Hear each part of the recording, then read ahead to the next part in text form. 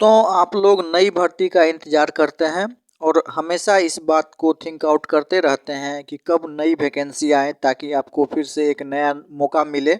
तो फ्रेंड्स, इसी क्रम में आज का यह वीडियो है जो कि आपके लिए काफ़ी फ्रूटफुल होने वाला है। खास करके यदि आप जल्द से जल्द गवर्नमेंट जॉब लेना चाहते हैं, यदि आपको आपका सपना सरकारी नौकरी पाने का है, तो निश्चित रूप से यह एडवर्टाइजमेंट आपके लिए काफ़ी फ़ायदेमंद होने वाला है। क्योंकि इस एडवर्टाइजमेंट के माध्यम से आप इस बात को ज़रूर देखेंगे कि इस तरह के विज्ञापन बहुत ही कम आते हैं। प्रायः लड़के एसएससी, रेलवे, बैंक और अन्य वैकेंसियां जिसमें कि रिक्तियों की संख्या काफ़ी अधिक होती है उसके पीछे पड़े रहते हैं, लेकिन इस तरह की वैकेंसियां को वे इग्नोर कर देते हैं। लेकिन फ्रेंड्स, यदि आप इस तरह की जो छोटी मोटी वैकेंसियां आती है, इसका सबसे बड़ी बात ये होती है कि ये वैकेंसियां जो है वो पब्लिक के बीच जो है उतना फैल नहीं पाती है। लोग जो है उसको इस इस तरह के एडवर्टाइजमेंट को उतना इंटरेस्ट के साथ नहीं देखते हैं। वे सोचते हैं कि अरे, थोड़ा मोड़ा ये वैकेंसी है, बहुत ही कम जो है इसमें सीटें हैं, तो इसको क्या भरना। लेकिन वो यह सोच करके बहुत ही बड़ी गलती करते हैं, क्योंकि उनकी यही दुविधा जो है ना, उनको जो है जल्द से जल्द सफलता नहीं दिला पाती है। तो फ्रेंड्स, आप इस कन्फ्यूजन में ना रहें और इस तरह के जब भी एडवर्टाइजमेंट आते हैं तो आप उसे ज़रूर भरें, यदि आप जल्द से जल्द गवर्नमेंट जॉब लेना चाहते हैं। तो चलिए आइए देखते हैं कि ये एडवर्टाइजमेंट किसका है और इसमें कौन कौन से पद हैं, आयु सीमा, क्वालिफिकेशन, इसके बाद application fee, last date, examination scheme, सभी तथ्यों को हम लोग देखेंगे। तो फ्रेंड्स, जैसा कि आपके स्क्रीन पे यह दिख रहा होगा, यह Sanjay Gandhi post graduate institute of medical sciences, Raebareli road, Lucknow. जी हाँ, SGPGI यह भी एक मेडिकल इंस्टीट्यूट ही है, लेकिन यह एम्स, जिपमर, ये सबसे डिफरेंट वैकेंसी है, लेकिन यह भी पूर्ण रूप से गवर्नमेंट वैकेंसी ही है। फ्रेंड, आप कंफ्यूजन में ना रहें कि यह गवर्नमेंट वैकेंसी है या नहीं, तो यह पूर्ण रूप से सरकारी वैकेंसी ही है। और इसकी भी सबसे बड़ी खासियत है कि इसमें भी सिर्फ एक ही एग्जामिनेशन दे करके आप सरकारी नौकरी पा सकते हैं। सिर्फ एक एग्जामिनेशन, जिसे कि CRT नाम दिया गया है, कंप्यूटर बेस्ड रिक्रूटमेंट टेस्ट जो है, उसके माध्यम से सिर्फ एक ही एग्जाम दे करके आप सरकारी नौकरी पा सकते हैं। तो फ्रेंड्स, चलिए आइए देखते हैं इसमें कौन कौन से पद निकाले गए हैं। हालांकि आप ये जान लीजिए कि इसका जो एडवर्टाइजमेंट है वो इससे पूर्व भी निकाला गया था, लेकिन इसको फिर से स्टार्ट किया गया है। और इसका जो एप्लीकेशन का लास्ट डेट जो है वो 6 नवंबर से लेकर के 25 नवंबर तक है। 6 नवंबर से ही इसका ऑनलाइन एप्लीकेशन का लिंक एक्टिव हो चुका है। तो वैसे फ्रेंड्स, जो कि अभी तक अनजान थे, इस वैकेंसी को नहीं देखे थे, वे फटाफट जाएं और वेबसाइट पर जा कर के sgpims.org.in के वेबसाइट पे जा कर के इस एप्लीकेशन फॉर्म को जल्द से जल्द भर लें। 25 नवंबर तक जो है इसका लास्ट तिथि है। अब बात है कि इसमें कौन कौन से पद हैं। तो फ्रेंड्स, इसमें ये रहा आपके सामने कि इसमें कौन कौन से पद हैं। देखिए, असिस्टेंट सिक्योरिटी ऑफिसर, बहुत ही मस्त जो है ये जॉब है फ्रेंड्स।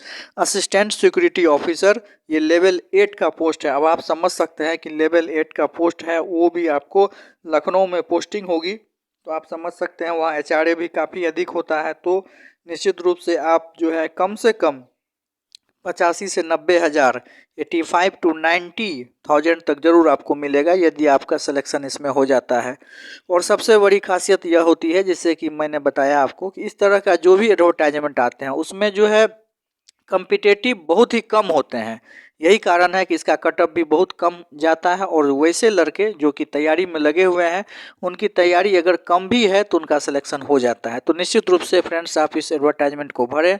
दूसरा जो कि आपको दिख रहा होगा जूनियर इंजीनियर का, इसमें भी जो है सीटों की संख्या अच्छी खासी है। जूनियर इंजीनियर में AC, टेलीकॉम, इलेक्ट्रिकल देख ही रहे हैं। SC के लिए 1 सीटें, OBC के लिए 1 सीटें, UR के लिए 1 सीटें, ये भी ठीक ठाक है। इस तरह के जो वैकेंसियाँ आती हैं उसमें कम मात्रा में ही सीटें निकाली जाती है, और यही देख कर के स्टूडेंट जो है दुविधा में पड़ कर के फॉर्म नहीं भर पाते हैं। लेकिन आप ऐसी गलती फ्रेंड्स ना करें, चुपचाप आप फॉर्म को भर लें और जो है इसका तैयारी जो है वो करें। निश्चित रूप से आप सफलता जो है पाएंगे। इसके बाद नेक्स्ट देखिए, मैकेनिकल, सिविल, ये भी रिक्तियाँ हैं। इसके बाद फार्मासिस्ट ग्रेड 2 के लिए, इसका भी लेवल 5 है। फार्मासिस्ट, यदि आप फार्मेसी किए हुए हैं, फार्मासिस्ट की डिग्री आपके पास है तो आपके लिए अच्छा मौका है। टोटल 43 सीट इसमें है, यह भी एक अच्छा मौका है। इसके बाद CSSD असिस्टेंट, इसके लिए भी सीटों की संख्या कुल 20 है, जैसा कि आपके स्क्रीन पे दिख ही रहा होगा। ये भी लेवल 4 का पोस्ट है। इसके बाद सबसे बड़ी पद जो कि हॉस्पिटल अटेंडेंट का है, जी हाँ, हॉस्पिटल अटेंडेंट ग्रेड 2, इसमें कुल सीटों की संख्या 77 है, जिसमें कि आपका ये देखिए SC के लिए सीटों की संख्या हॉस्पिटल अटेंडेंट में 16 है, ST के लिए 1 है, OBC के लिए सीटों की संख्या 22 है, EWS के लिए सीटों की संख्या 7 है, और फिर जनरल कैटेगरी के लिए सीटों की संख्या 31 है। टोटल जो है 77 सीटें हैं। और जैसा कि आप जानते हैं हॉस्पिटल अटेंडेंट ग्रेड 2 जो है वो लेवल 1 का पोस्ट होता है, लेकिन लखनऊ में आपकी पोस्टिंग होगी। और सबसे बड़ी खासियत यह होगी कि आप यूपी के राजधानी में रहेंगे, वहाँ HRA भी आपको काफ़ी अधिक मिलेगा, और कुल मिलाकर के स्टार्टिंग की सैलरी जो होगी आपकी वो 35 से 40 हज़ार के आसपास होगी फ्रेंड्स। तो ये बहुत ही अच्छा जॉब है। और सबसे बड़ी एक और खासियत होता है कि ये जो SGPGI का जो गवर्नमेंट जॉब है, इसमें आपको ट्रांसफ़र कभी नहीं होगा, ये नॉन ट्रांसफरेबल जॉब है। एक बार अगर लग गई आपकी जॉब तो आप राजधानी में रह करके अपना संपूर्ण जो है टेन्योर को पूरा कर सकते हैं। और सब एक चीज़ और मैं आपको बता दूं कि ये जो हॉस्पिटल अटेंडेंट ग्रेड 2 की पद है, इसके लिए सिर्फ एडुकेशनल क्वालिफिकेशन जो है मैट्रिकुलेशन ही मांगा जाता है, मैट्रिकुलेशन स्तर पे ही यह पद निकलता है। और इस वैकेंसी में आपको सिर्फ यही मांगा गया है कि आप किसी भी प्रैक्टिशनर के पास, चाहे वो प्राइवेट प्रैक्टिशनर क्यों ना हो, उसके पास जो है आपको वर्क करने का एज ए सिंपल एक्सपीरियंस होना चाहिए। या फिर कोई प्राइवेट नर्सिंग होम भी है तो वहाँ का भी चलेगा। आप सिंपल से नर्सिंग होम में भी अगर आप सेवा दे रहे हैं, या फिर आपका कोई रजिस्टर्ड नर्सिंग होम जिसको कि आप जानते हैं, या फिर आपके रिलेटिव कोई हो, या फिर आपके नोन टू हो, या फिर आपके कोई परिचय वाले हों, तो आप निश्चित रूप से नर्सिंग होम या फिर प्राइवेट प्रैक्टिशनर या कोई जो वैलिड लीगल डॉक्टर जो कि प्रैक्टिस करता है उससे भी मिल करके उसके भी पैड पर आप एज ए हॉस्पिटल अटेंडेंट का एक्सपीरियंस बनवा लीजिए, और निश्चित रूप से आप इस फॉर्म को फ्रेंड्स भर दीजिए। चलिए आपकी दुविधा को और हम लोग स्पष्ट करने के लिए इसके एडवर्टाइजमेंट को देख लेते हैं। चलिए फ़ी की बात कर लेते हैं। फ़ी की बात अगर करें तो जनरल कैटेगरी से यदि आप आते हैं फ्रेंड्स तो आपको टोटल 1180 रुपये फ़ी के लगेंगे। यदि आप OBC EWS कैटेगरी से आते हैं तो 1180 है, अर्थात UR OBC और EWS तीनों कैटेगरी के लिए फ़ीस जो है 1180 रुपया ही रखी गई है। और यदि आप SC ST कैटेगरी से आते हैं तो आपको कुल 708 रुपया 708 रुपीज़ जो है एप्लीकेशन फ़ी के देने होंगे। चलिए फ़ी भी हम लोगों ने देख लिया। अब एग्जामिनेशन सेंटर कहाँ होगा, तो एग्जामिनेशन सेंटर जो होता है इसका वो यूपी के विभिन्न जिलों में होता है, और ख़ास करके वाराणसी, लखनऊ में और दिल्ली में तो ज़रूर होगा फ्रेंड्स, ये आप जान लीजिए। हालांकि इस एडवर्टाइजमेंट में इसका मेंशन नहीं किया गया है, लेकिन मैं आपको बता रहा हूं क्योंकि इससे पहले भी इसका एडवर्टाइजमेंट आया था तो उसमें भी यही दिया गया था। चलिए एज कैलकुलेशन की बात करें तो देखिए एज जो है इसमें फ्रेंड्स 18 वर्ष मांगा गया है, और मिनिमम एज जो है 18 वर्ष और मैक्सिमम एज जो है आपका 40 इयर्स है। जी हाँ, ये सबसे बड़ी खुशखबरी है आपके लिए फ्रेंड्स की। यदि आप 30 वर्ष के पार भी कर गए हैं तो भी आप जो है इस फॉर्म को एडवर्टाइजमेंट को भर सकते हैं, क्योंकि इसमें मैक्सिमम जो एज है वो 40 वर्ष रखा गया है। क्योंकि ये यूपी उत्तर प्रदेश गवर्नमेंट के अंतर्गत जो है यह सरकारी जॉब आपको मिलेगा, और इसके जितने भी वेतन भत्ते और अलाउंसेंस होंगे वो यूपी गवर्नमेंट के अंतर्गत जो भी एक गवर्नमेंट एम्प्लॉय को दिए जाते हैं वे सारे भत्ते और वेतन से संबंधित तथ्य आपको मिलेंगे। तो यूपी गवर्नमेंट में भी समान वर्ग के लिए जनरल कैटेगरी के लिए जो है 40 वर्ष जो है निश्चित रूप से आवेदन करने के लिए मिलता है। 40 वर्ष की आयु वाले कोई भी लोग यूपी के कोई भी एडवर्टाइजमेंट को भर सकते हैं। अगर अदर स्टेट है तो 40 इयर्स, और यदि आप यूपी से बिलोंग करते हैं तो फिर SC ST को जो उम्र सीमा में रियायत मिलता है, रिजर्वेशन मिलता है, वो भी जोड़ करके आप निश्चित रूप से कर सकते हैं। तो यदि आप किसी भी स्टेट से हैं और आपकी उम्र 40 वर्ष से तक है तो आप निश्चित रूप से इस फॉर्म को भर सकते हैं। 1 जुलाई 2023 एज की कट ऑफ क्राइटेरिया को educational qualification cut off criteria को माना गया, अर्थात 1 जुलाई 2023 तक आपकी उम्र जो है वो 40 वर्ष से अधिक नहीं होना चाहिए। चलिए एज भी आपने देख लिया, फ़ी भी आपने देख लिया, एग्जामिनेशन कहाँ होगा वो भी आपने जान लिया। चलिए एसेंशियल एजुकेशनल क्वालिफिकेशन की हम लोग चर्चा कर लेते हैं। टेक्निकल जो भी है असिस्टेंट सिक्योरिटी ऑफिसर है तो इसमें आपका फिजिकली टेस्ट भी होगा और इसके लिए आपका डिग्री होना चाहिए, जैसा कि आपके स्क्रीन पे दिख रहा होगा, डिग्री रिकॉग्नाइज यूनिवर्सिटी से होना चाहिए। फिजिकल स्टैंडर्ड में आपका हाइट 170 सेंटीमीटर होना चाहिए और यदि आप का चेस्ट जो है वो 5 सेंटीमीटर एक्सपेंशन होना चाहिए। 81 सेंटीमीटर आपका जो है चेस्ट जो है सो होना चाहिए और 5 सेंटीमीटर जो है आपका रिलैक्सेशन आपको मिलेगा यदि आप हीलिंग एरिया से बिलोंग करते हैं। चलिए, आपका आई वगैरह कलर ब्लाइंडनेस ये सब नहीं होना चाहिए। ये सब सारा आप डिटेल को देख लीजिएगा, वीडियो को स्किप करके जो है आप जो है रोक करके पॉज करके जो है पढ़ लीजिएगा। फिलहाल हम लोग वीडियो लंबा ना हो इसलिए फास्टली दिखा रहे हैं। जूनियर इंजीनियर की बात करें तो इसमें 3 इयर्स के डिप्लोमा वाले जो है उनका जो संबंधित क्षेत्र है, चाहे वो मैकेनिकल से हो या फिर एसी एंड टेलीकॉम से हो या फिर इलेक्ट्रिकल से हो, तो वो इस फॉर्म को भर सकते हैं। और सबसे बड़ी विशेषता यह भी है ना कि यदि आपके पास डिप्लोमा की डिग्री है तो आप कहीं से भी एक्सपीरियंस बनवा लीजिए। इससे पूर्व का जो भी वैकेंसियाँ आती हैं आप देखते होंगे, एम्स में भी वैकेंसियाँ आई थी जूनियर इंजीनियर की, तो उसमें ऐसा मांगा गया था कि आप किसी सरकारी क्षेत्र में जो है आपके पास एक्सपीरियंस होना चाहिए। लेकिन एसजीपीजीआई की इस एडवर्टाइजमेंट में ऐसा कुछ भी नहीं है। आप कहीं से भी एक्सपीरियंस बनवा करके इस फॉर्म को भर सकते हैं या फिर आप कहीं भी, चाहे प्राइवेट संस्थान में भी यदि आप कार्यरत हैं तो आप इस फॉर्म को भर सकते हैं। बस आपके पास क्या होना चाहिए कि एक वर्क करने का कहीं से एक एक्सपीरियंस होना चाहिए। चलिए, ये भी हम लोगों ने चर्चा कर लिया। फार्मासिस्ट के लिए देख लीजिए। फार्मासिस्ट यदि आप हैं तो फार्मासिस्ट के लिए आपको डिप्लोमा होना चाहिए फार्मेसी में, और यदि आप जो है डिग्री है तो फिर तो और बेहतर है, और एक्सपीरियंस भी आपको जो है रिलेटेड फील्ड में कहीं आप फार्मासिस्ट के रूप में अगर कार्यरत हैं, चाहे वो कॉन्ट्रैक्ट बेसिस पे ही हो या फिर कोई जो है डिस्पेंसरी या दवा दुकान पर भी आप कार्यरत हैं, आपके पास वर्किंग एक्सपीरियंस है एज ए फार्मासिस्ट का, तो फिर आप इस फॉर्म को निश्चित रूप से भर सकते हैं। चलिए, इसके बाद CSSD टेक्नीशियन के लिए देख लीजिए। 10+2 साइंस के साथ होना चाहिए विथ डिप्लोमा इन CSSD और 3 इयर्स का एक्सपीरियंस आपको होना चाहिए CSSD में। लार्ज टीचिंग हॉस्पिटल में जो है आपको 3 इयर्स का जो है एक्सपीरियंस होना चाहिए। तो इसमें ये नहीं कहा गया है कि आप गवर्नमेंट हॉस्पिटल में ही होना चाहिए। यदि आप प्राइवेट हॉस्पिटल में भी कार्यरत हैं और 3 इयर्स से आप लगातार कार्य को कर रहे हैं और 3 इयर्स का एक्सपीरियंस आप रखते हैं, आप 3 वर्ष से अनुभवी हैं CSSD असिस्टेंट के रूप में, और 10+2 का क्वालिफिकेशन के साथ आप डिप्लोमा इन CSSD किए हुए हैं, तो आप निश्चित रूप से इस फॉर्म को भरिए। बहुत ही सुंदर एक मौका आपके लिए आया हुआ है और इस मौका को आप ना गंवाएं।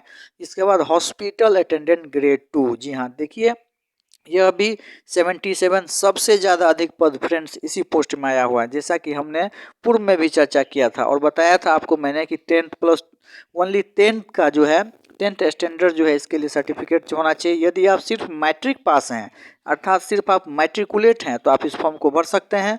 एक्सपीरियंस में देख लीजिए, experience of having worked in a civil और मिलिट्री हॉस्पिटल, कोई भी सिविल या मिलिट्री हॉस्पिटल में आपको कार्य करने का अनुभव होना चाहिए, और इन ए नर्सिंग होम या फिर कोई प्राइवेट नर्सिंग होम में भी आपको कार्य करने का अनुभव है तो भी आप इस फॉर्म को भर सकते हैं। और अर्थात या विथ ए मेडिकल प्रैक्टिशनर, अगर आप किसी मेडिकल प्रैक्टिशनर जो कि रिकॉग्नाइज्ड है, जिसके पास की रजिस्ट्रेशन जो है गवर्नमेंट का दिया हुआ है, कोई भी मेडिकल प्रैक्टिशनर जो अभी इंडिया में प्रैक्टिस कर रहा है फ्रेंड्स, तो उसके पास जो है MCI का रजिस्ट्रेशन जरूर होता है, या फिर उन्होंने जिस बोर्ड से या फिर जिस यूनिवर्सिटी से जो है अपना MBBS का कोर्स किया हुआ है तो उनके पास जरूर जो है रजिस्ट्रेशन होता है। तो आप देख लीजिए, उस तरह के जो भी जो है लीगल प्रैक्टिशनर हैं उनसे मिल करके आप जो है एक्सपीरियंस सर्टिफिकेट बनवा लीजिए। इसमें कोई जो है झमेला नहीं है।